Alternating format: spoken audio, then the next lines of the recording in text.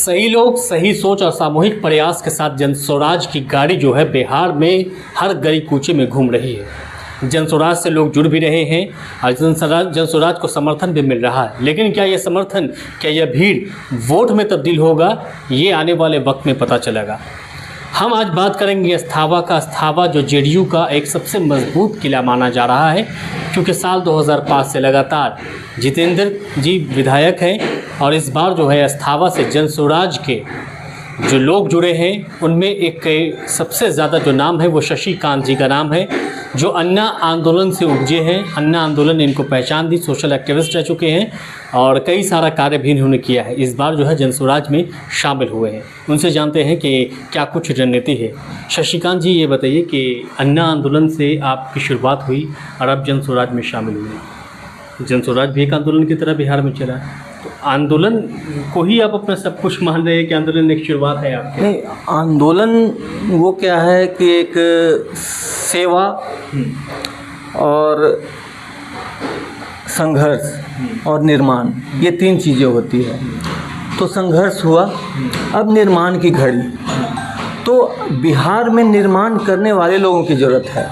आंदोलन हुए, यहाँ बीजेपी आंदोलन हुए, बहुत बड़े हमारे नेता बिहार के जयप्रकाश नारायण, उन्होंने आंदोलन का स्वरूप तो दिया, लेकिन उनसे जो उपजे हुए जो नेता हुए, आप देख रहे हैं जो पिछले 35 साल से जो प्रभावी रूप से बिहार के राजनीतिक पटल पे छाए हुए, शुरुआत में 15 साल तक लालू जी, उसके बाद नीतीश जी, तो इन लोगों को वो सामाजिक न्याय की बात की। ये भी तो आंदोलन से उपजे, जेपी आंदोलन से उपजे। कौन? ये लोग दोनों साथ रहे हैं, समता पार्टी रहा। बिल्कुल, जेपी आंदोलन से उपजे हुए हैं, लेकिन उनको क्या डेवलपमेंट फ्यूचर रूप में बिहार को क्या चाहिए, वो स्टडी, वो विज़न नहीं है। आंदोलन से एक उतावलेपन से कुछ लीडर्स निकल जाते हैं। बिहार को सड़कें चाहिए थी, सड़कें मिली, इंफ्रास्ट्रक्चर चाहिए था, मिला। इसको कैसे अपना कर सकते? आज़ादी के समय बिहार टॉप से 5 में था जी, लेकिन आज देखिए नीचे से बॉटम से आपको 2-3 के आसपास है। किसी भी इंडेक्स में देखें, हेल्थ इंडेक्स में देखें, एजुकेशन इंडेक्स में देखें, इन्वायरमेंट फ्री इंडस्ट्री के रूप में देखें। अगर बिहार में एग्रो बेस्ड इंडस्ट्री, एग्रीकल्चर पे लोग निर्भर हैं, तो कम से कम यहाँ पे एग्रो बेस्ड इंडस्ट्री होनी चाहिए, उसमें काम करने की आवश्यकता थी। सड़कें बन जाने से ही डेवलपमेंट नहीं माना जाएगा। डेवलपमेंट वो होता है कि जब व्यक्ति खुद क्या कमा पाता है। सड़कें और कुछ बिजली की सुविधा वो आपको इन्हेंस करती है, किसी भी चीज़ को पाने में सुविधा देती है, लेकिन व्यक्ति को खुद काम करना पड़ेगा। लेकिन काम के अभाव में लोग यहाँ से पलायन करते हैं। एग्रो बेस्ड इंजीनियरिंग के एक विकल्प है इंडस्ट्री जो है। बिल्कुल, यहाँ पे एग्रो बेस्ड इंडस्ट्री की बहुत असीम संभावना है। आप देखिए एनर्जी सेक्टर में एग्रो बेस्ड इंडस्ट्री, गौशाला, ये काफ़ी गाय पालन हो गया, बकरी पालन हो गए, है ना, इनसे रिलेटेड। और गौशालाएँ छोटी मोटी गौशाला नहीं, हजार गायों की गौशाला हो, जिनसे कि गोबर के द्वारा आप खाद का निर्माण करें। वो खाद आपके यहाँ जो कि जैविक खाद का रूप लेगी, और जो कि बाहर से इंपोर्ट होता है दूसरे कंट्री से, तो हमारे डॉलर भी बचेंगे यहाँ से इंडिया के।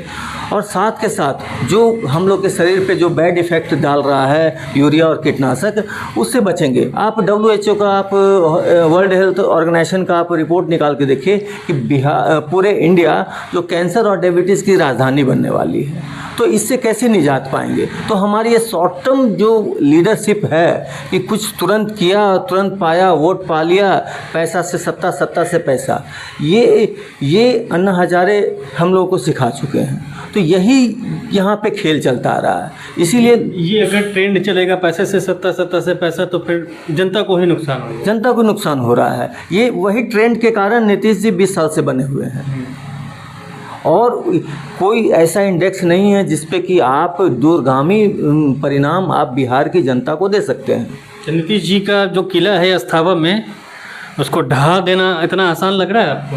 नहीं, ये किला ऐसा नहीं कहिए। यहाँ पे 5 लाख 5.5 लाख की आबादी है, तो सब तो यहीं के हैं। ये ऐसा नहीं कहा जाता, वो भी तो यहाँ पे कुछ सामाजिक संघर्ष से निकले, लेकिन उनकी दूरदृष्टि नहीं रही कि किस तरीके से बिहार को विजन में ले जाया जाएगा। उनके काम की शुरुआत के टर्म में सराहना की जाती है, अच्छी बात है, क्योंकि उस समय जंगल राज था। जंगल राज के बाद उनका कार्य सराहनीय रहा, सब कुछ सराहना करते हैं। लेकिन उसके बाद क्या, उसके बाद वो सिर्फ सत्ता में बने रहने के लिए किसी भी तरीके से बस आतुर रहते हैं, और जो जनता के जो मुद्दे हैं उस पर गंभीरता से कोई समाधान नहीं निकलता है। समाधान के लिए कौन सी पार्टी सबसे बढ़िया रहेगी? समाधान के लिए प्रशांत किशोर जी, हमारे प्राण नेता, जन स्वराज के संस्थापक। क्यों दूसरी पार्टी क्यों नहीं? जन स्वराज ही क्यों? दूसरी पार्टी भी आए, अपना विजन रखे, ऐसा कुछ नहीं है। लोकतंत्र पार्टियों के पास विजन नहीं है। विजन है तो किस पार्टी की आप बात करते हैं? कोई भी आप नाम? मैं तो किसी पार्टी का प्रवक्ता नहीं हूँ, बस पार्टी की बात बोल रहा हूँ। दूसरी पार्टी के पास विजन नहीं है। बहुत अच्छी बात कर रहे हैं आप। देखिए यहाँ पे दो घड़े चल रहे हैं, यूपीए और एनडीए। अब यो यूपीए इंडिया गठबंधन के नाम से जाना जा रहा है। तो इनमें क्या है कि ये सारे लोग, सारे दल इकट्ठे होकर आप कितने सीट लेंगे, हम कितने सीट लेंगे, कितने पे हम करेंगे, तो ये एक जो होता है ना, कुछ बंदरबाट का ये होता है। लेकिन बिहार को बंदरबाट की राजनीति और ये विभाग हमें चाहिए, वो विभाग हमें चाहिए, इसके वजह से यहाँ का भला नहीं हो सकता, क्योंकि उनकी विज़न नहीं है, वो सोच नहीं है, वो गंभीरता नहीं विभाग में। जो जिस विभाग में ज़्यादा करप्शन कर सकते हैं वो विभाग लोगों को चाहिए। तो इस बंदरबाट के लिए ये लोग गठबंधन करते हैं, और हमारी पार्टी गठबंधन यहाँ के बिहार की जनता से है कि हमें बिहार की जनता को आगे बढ़ाना है। और ये सारे तमाम पार्टियाँ क्या कर रहे हैं, आपस में एक दूसरे को बढ़ाने के लिए और मिल बांट कर यहाँ के धन को और बिहार की जनता के जो टैक्स के पैसे हैं उनको उगाही करने का। जीत जाएंगे तब ना गठबंधन कीजिएगा, जीतेगी प्रशांत किशोर की पार्टी। हमारी पार्टी, आपको मैं पूर्ण विश्वास के साथ कहता हूँ, 150+ सीटें जीतेंगी बिहार में। ये मेरा 50। जी हाँ, ये बहुमत से भी ज़्यादा। बहुमत से भी ज़्यादा। ये हमारा जनता को देखिए उमड़ रही है। आप मेरे साथ चलिए, मैं दो घटना सिमिलर नज़र आ रही है मुझे। जब मैं दिल्ली में अन्ना आंदोलन में था तो लोग उत्साह से आते थे, अन्ना जी का नारा लगाते हुए आते थे। वही उत्साह आपको इस बार दिख रहा है? बिल्कुल, लोग आते जाते दिख रहे हैं। कल की बात परसों की बात मैं बता रहा हूँ। मैं जा रहा था गाड़ी से, एक आरजेडी का काफिला चल रहा था, उसमें उस गाड़ी में बैठे हुए नौजवान जन स्वराज जिंदाबाद, जय बिहार का नारा, ये हकीकत बात, बिल्कुल हकीकत बात है। मेरे पास आंखों से देखा हो हमारे साथ में। अच्छा। वो खुद परसों मैं जा रहा था, यहाँ बहादी बीघा, दुल्ला बीघा और अमर सिंह बीघा, इस रूट में मेरा परिवार लाभ कार्ड बनाने का कार्यक्रम था। तो वहाँ पे मैं गया, वहाँ से सब लोग पैसे पे 200, 400, 500 रुपये दिहाड़ी पे लोगों को भीड़ इकट्ठा कर ले, 10, 20, 25 गाड़ियाँ का सैलाब लेके चल जाएं, उससे कुछ नहीं होता है। अच्छा, क्या ये भीड़ जो दिख रही है, ये भीड़ क्या वोट में बदलेगी? ये भीड़ स्वतः वोट में बदलने वाली है, और ऐसी इससे कहीं अधिक लोग प्रशांत जी को सुनने, देखने, मिलने को चाहते हैं। लेकिन कुछ जो आपको खेती बाड़ी का काम है उसमें लगे हुए हैं, इसके वजह से सबको छोड़कर नहीं जाना चाहता। नहीं तो भीड़ हर एक सभा में लाखों, 1 लाख 1.5 लाख के भीड़ पहुँचे, उस पूरे एक जिले से इतने लोग उत्साहित हैं। अगर भीड़ के लिए जाने के लिए लोग, शशिकांत को लेकर के कितना उत्साहित है अस्थामा के जनता? अस्थामा जो मैंने विज़न रखा है यहाँ पे आप देख लीजिए, जदयू के शासनकाल में शशिकांत जब खड़े हो जाते हैं तो कितनी भीड़ लग जाती है हमें सुनने के लिए, हमारी बातों को सुनने के लिए, क्योंकि ये हमें जो मेरे से अपेक्षा रखते हैं कि आप क्या करेंगे। पहला सवाल है, बहुत अच्छी तरीके से पूछते हैं। वक्ता तो आप खुद चोटी के रहे हैं, चोटी के वक्ता आप रहे हैं, वक्ता आप भीड़ लगाने में माहिर भी हैं। अब जो है शशिकांत जहाँ खड़े हो जाते हैं, कितने लोगों की भीड़ हो जाती है? भीड़ का अंदाज़ा नहीं कर सकते हैं। 200-250 जिस तरीके से काम में, गांव में आप देखते हैं, गांव में एक गली मोहल्ले में 200-250 लोग इकट्ठे होते हैं, और वहां पे मैं अपनी पार्टी का भी विजन रखता हूं। और जो अस्थामा की जो ज़रूरतें हैं, एक शिक्षा यहाँ पे पाने के लिए लोग बिहार शरीफ या पटना जाते हैं, यहाँ से शिक्षा पाने के लिए पलायन करते हैं। यहाँ पे एक डिग्री कॉलेज तक नहीं, डिग्री कॉलेज तो है, पॉलिटेक्निक कॉलेज है, यहाँ की सीट 260 सीट है। बस यही एक, और ये एक ही चीज़ है। हाँ, ये बिहार के सारे तमाम जो कंपटीशन से आते हैं तो उन सारे लोगों के लिए। लेकिन जो यहाँ के लोग जो 12वीं पास करने के बाद जिनको डिग्री करना है, ग्रेजुएशन करना है, अस्थावा से नहीं होगा? नहीं है। अस्थामा में 4 ब्लॉक है, अस्थामा, सरमेरा, बिंद, खत्रीस राय, इन चारों ब्लॉक में कोई डिग्री कॉलेज नहीं है। बिहार जाना पड़ेगा। BCA MCA कॉलेज नहीं है, ना ही BBA MBA का कॉलेज है। तो हम चाहते हैं यहाँ पे वो कॉलेजेस हों। जी। और क्योंकि यहाँ से अगर जो बच्चे आपको बिहार शरीफ ही जाते हैं तो डिग्री कंप्लीट करने में 1 लाख 1.25 लाख ज़्यादा उन गार्जियनों को पे करना पड़ता है बच्चों के लिए। और साथ में ये सोचिए कि बच्चे अगर वहाँ जाते हैं पढ़ने के लिए तो अपने, अगर वो अस्थामा इलाके में रहें तो अपने घर की खेतीबाड़ी भी देख सकते हैं। आप जानते हैं कि हर 5 दिन 10 दिन के अंदर, 1 सप्ताह के अंदर खेतीबाड़ी में कुछ न कुछ कार्य होता है। तो बच्चे खेतीबाड़ी की भी समझ होगी, अपने परिवार को भी देख सकते हैं और साथ में साथ उनके स्वास्थ्य का भी ख्याल रख सकते हैं। क्योंकि आप देख रहे हैं कि फैमिली न्यूक्लियर हो चुकी है, बहुत छोटी, सब जगह।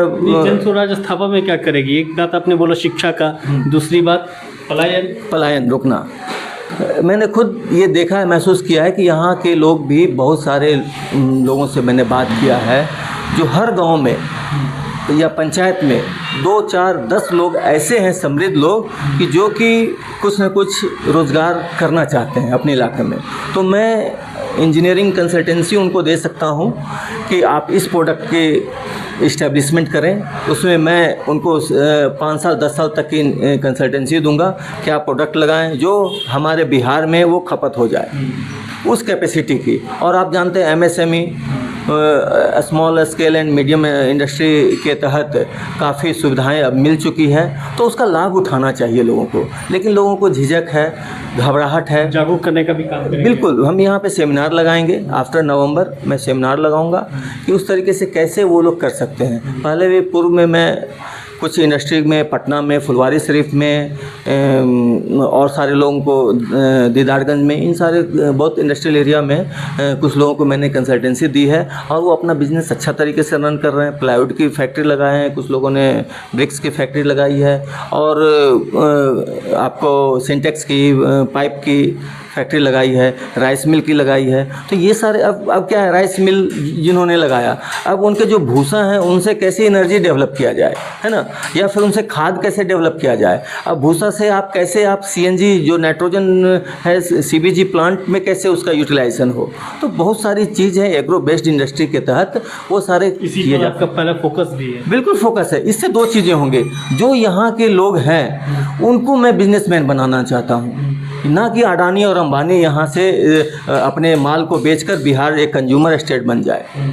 हमारे लोग ही वो प्रोडक्ट को बनाएं और यहाँ ही कंजम्पशन हो जाए। 2-4 स्टेट आसपास के लोग भी यहाँ पे सेल आउट कर सकते हैं। और सबसे अधिक चीज़ें हैं यहाँ पे, आयुर्वेद का जो प्लांट है वो काफ़ी मात्रा में लोग लगा सकते हैं और उससे भी लोगों की आर्थिक स्थिति अच्छी हो सकती है।